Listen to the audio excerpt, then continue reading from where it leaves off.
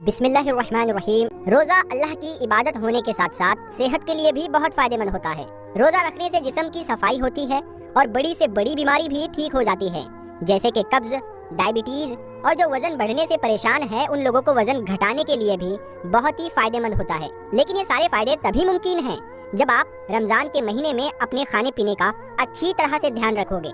रोज़ा रखने का जिस्मानी फायदा हासिल करने के लिए आप सभी को ये मालूम होना बहुत जरूरी है कि रमजान के महीने में सहरी और इफ्तारी के वक्त क्या खाए और क्या ना खाए। कई बार आपने देखा भी होगा कुछ लोगों की रमजान के महीने में अचानक से तबीयत बिगड़ जाती है, यानी वो बीमार हो जाते हैं। दरअसल उनके साथ में रोजा रखने की वजह से ऐसा नहीं होता, बल्कि वो सहरी और इफ्तारी में अपने खाने पीने का ध्यान नहीं रखते हैं। इस वजह से वो रमजान के महीने में बीमार हो जाते हैं। इसीलिए आज की इस वीडियो में हम आपको 5 ऐसी चीजों के बारे में बताने वाले हैं जिनको भूल कर भी कभी रमजान के महीने में नहीं खाना चाहिए, और साथ साथ हम आपको 5 ऐसी चीजों के बारे में भी बताएंगे जिनको रमजान के महीने में हर इंसान को खाना चाहिए, क्योंकि इन चीजों को खाने से इंसान के जिस्म को बहुत फायदा पहुंचता है और इंसान पूरे दिन अपने आप को तरोताजा महसूस करता है। इसीलिए आज का ये वीडियो आप सभी के लिए बहुत ही खास है। आप इस वीडियो को एक लाइक भी कर दे और शेयर भी करें ताकि रमजान के महीने में ये वीडियो और भी लोगों के पास में पहुंच जाए। अब ये आपकी जिम्मेदारी है इस वीडियो को सभी मुसलमान भाइयों तक जरूर पहुंचाएं। प्यारे दोस्तों, सबसे पहले हम आपको उन 5 चीजों के बारे में बताते हैं जिनको भूल कर भी आप रमजान के महीने में सहरी और इफ्तारी के वक्त में ना खाएं, क्योंकि इनको खाने से इंसानी जिस्म को बहुत नुकसान पहुंचता है और देखते ही देखते इंसान बीमार तक हो जाता है। तो नंबर 5, कोल्ड ड्रिंक ना पिए। प्यारे दोस्तों, याद रखें, अगर आप पूरे रमजान के महीने में तंदुरुस्त रहना चाहते हैं तो इफ्तारी के वक्त में कोल्ड ड्रिंक भूल कर भी ना पिए, फिर चाहे वो किसी भी ब्रांड के हो। यह किसी ब्रांड का नाम नहीं लेंगे। कोल्ड ड्रिंक बिल्कुल ना पिए। इनमें केमिकल और गैस की मात्रा बहुत ज्यादा होती है और एक रोजेदार पूरे दिन भूखा रहने के बाद उसके जिस्म में पानी की काफी कमी हो जाती है। ऐसे में अगर आप गैस वाले और केमिकल वाले कोल्ड ड्रिंक को पियोगे तो आपके जिस्म के अंदर जाकर वो काम करेगा जो एक जहर करता है, और इसके अलावा खाली पेट इनको पीने से बहुत ही ज्यादा नुकसान पहुंचता है, क्योंकि इस वक्त गुर्दों को पानी की जरूरत होती है। अब ऐसे में आप लोगों ने पानी ना पिया और आप लोगों ने कोल्ड ड्रिंक पी ली तो ये आपके गुर्दों के ऊपर बुरा असर छोड़ेगा और रोजाना ऐसा करने से आपके गुर्दे डैमेज तक हो सकते हैं। इसीलिए आप भूल कर भी इफ्तार के वक्त कोल्ड ड्रिंक ना पिए। इसके अलावा आप लोग नींबू पानी या फलों का जूस पी सकते हैं, ये आपके जिस्म को फायदा बहुत पहुँचाएगा। नंबर 4, चाय बिल्कुल ना पिए। प्यारे दोस्तों, कुछ लोग चाय पीने के बहुत ही शौकीन होते हैं, दीवाने होते हैं, लेकिन चाय एक ऐसा स्लो पॉइजन है जो इंसान के जिस्म में बीमारियां लाने का काम अगर कोई चीज करती है तो वो ये चाय करती है।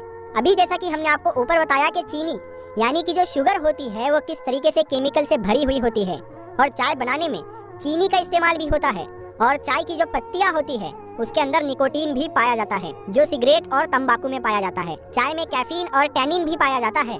तो चाय को भी ना सहरी में पिया जाए ना इफ्तारी में पिया जाए, बल्कि चाय का जो ये मामला है इसको आप अपनी जिंदगी से हटा दीजिए। चाय से होने वाली कुछ ऐसी बीमारी है जिसे डिहाइड्रेशन, ब्लड प्रेशर, पेट से जुड़ी बीमारियां, सीने में जलन, ज्यादा चाय पीने से एक सेहतमंद आदमी भी बुरी तरह से बीमार हो सकता है। तो आप इसका सेवन बिल्कुल ना करें, इसको बिल्कुल ना पिए, और खास करके आप इफ्तार के वक्त इसको ना लें।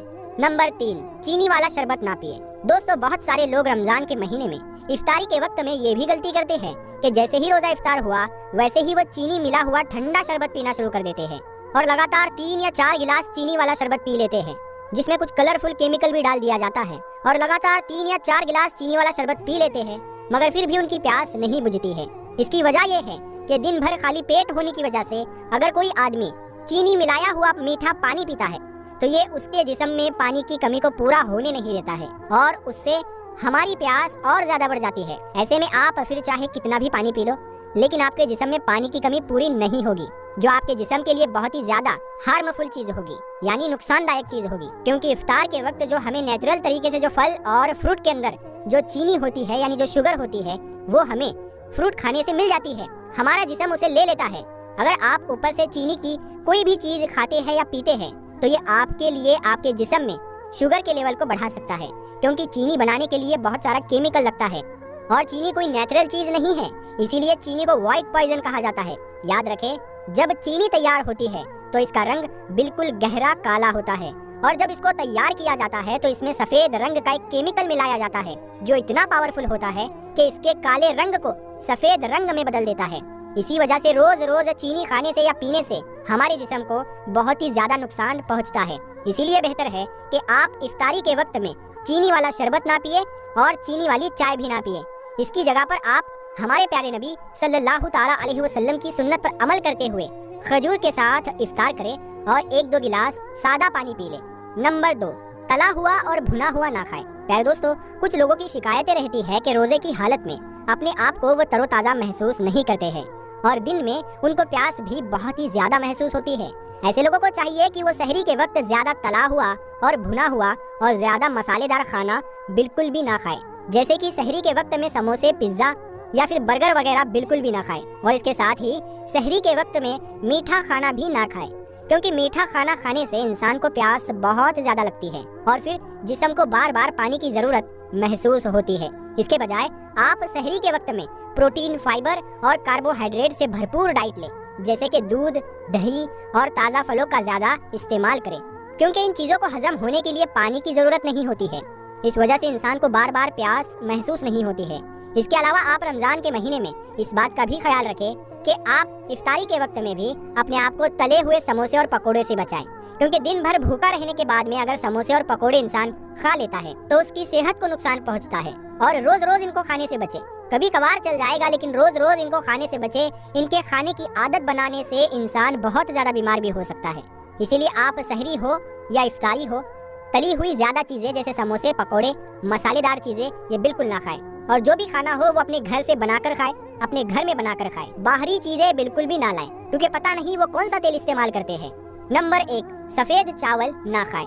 प्यारे दोस्तों, सहरी के वक्त में आप लोग व्हाइट राइस यानी सफेद चावल भी ना खाएं, क्योंकि सफेद चावल इंसान के पेट में बहुत ही जल्दी हजम हो जाते हैं। क्योंकि सफेद चावल में सिंपल कार्बोहाइड्रेट होने की वजह से ये इंसान के जिस्म में इंसुलिन के लेवल को भी बढ़ाता है, जिसकी जरूरत सहरी के वक्त में बिल्कुल भी नहीं होती है। इसीलिए याद रखें, सहरी के वक्त आप लोग सफेद चावल को बिल्कुल न खाएं, बल्कि इसकी जगह पर आप ब्राउन राइस को यानी ब्राउन चावल को या फिर चपाती खा लें, क्योंकि इनमें कार्बोहाइड्रेट होने के साथ साथ फाइबर भी बहुत ही ज्यादा मिकदार में पाया जाता है। इसकी वजह से इंसान के जिस्म में ज्यादा देर वो रुकता है, जिससे रोजेदार को भूख भी कम लगती है। प्यारे दोस्तों, अब आपको 5 ऐसी चीजों के बारे में बताते हैं जिनको रमजान के महीने में हर इंसान को जरूर खाना चाहिए, क्योंकि इनको खाने से इंसान का पेट भरा भरा रहता है और भूख भी कम लगती है। नंबर 1, सेब, एप्पल। प्यारे दोस्तों, सबसे पहली चीज है एप्पल यानी सेब। ज्यादा वक्त पेट भरा हुआ रखने के लिए सेब बहुत ही अच्छी और सबसे बेहतरीन ग़िज़ा में से एक ग़िज़ा है, क्योंकि इसमें पानी और फाइबर भरपूर पाया जाता है। नंबर 2, जौ या ओटमील। दोस्तों, दूसरी चीज है जौ या ओटमील। सहरी के वक्त इसको भी खाने से पेट भरा भरा महसूस होता है, क्योंकि इसमें कॉम्प्लेक्स कार्बोहाइड्रेट भरपूर मिकदार में पाया जाता है, जिसको पचने में बहुत ही ज्यादा वक्त लगता है। ये इंसानी जिस्म में ताकत के लिए बल को बनाए रखता है। इसके अलावा जो ब्लड शुगर और इंसुलिन के लेवल को भी मेंटेन रखता है, जिससे शरीर में फैट भी जमा नहीं होता है। नंबर 3, खट्टे फल। प्यारे दोस्तों, रमजान के महीने में भी खट्टे फल जरूर खाने चाहिए, जैसे कि नारंगी, अमरूद, नींबू, अंगूर, संतरा और इसके अलावा पपीता जैसे फलों में भी विटामिन और फाइबर भरपूर पाया जाता है। इन फलों में पानी की मिकदार बहुत ज्यादा होती है, जिनसे पेट भरा भरा महसूस होता है। नंबर 4, हरी और पत्तेदार सब्जियां। दोस्तों, हरी और पत्तेदार सब्जियों में कैलोरी की मिकदार बहुत ही कम होती है। इसके अलावा इन हरी सब्जियों में विटामिन, फाइबर, मिनरल्स भरपूर होते हैं। इसकी वजह से ये पेट भरा हुआ रखने में मदद करती है। इसीलिए रमजान में भी हरी सब्जियों को ज्यादा से ज्यादा इस्तेमाल करना चाहिए। नंबर 5, दूध और दही। दोस्तों, लो फैट डेयरी प्रोडक्ट जैसे कि दही, छाछ, लस्सी, दूध, इनमें भी भरपूर मिकदार में कैल्शियम पाया जाता है, जो फैट सेल्स को ब्रेक करने में मदद करता है। इसके अलावा कैल्शियम की काफी मिकदार फैट के लिए जिम्मेदार हार्मोन को बढ़ाने से भी रोकता है। इसीलिए रमजान के महीने में दूध और दही का भी इस्तेमाल ज्यादा से ज्यादा करना चाहिए। तो सब्सक्राइब करके साथ में लगे बेल आइकन को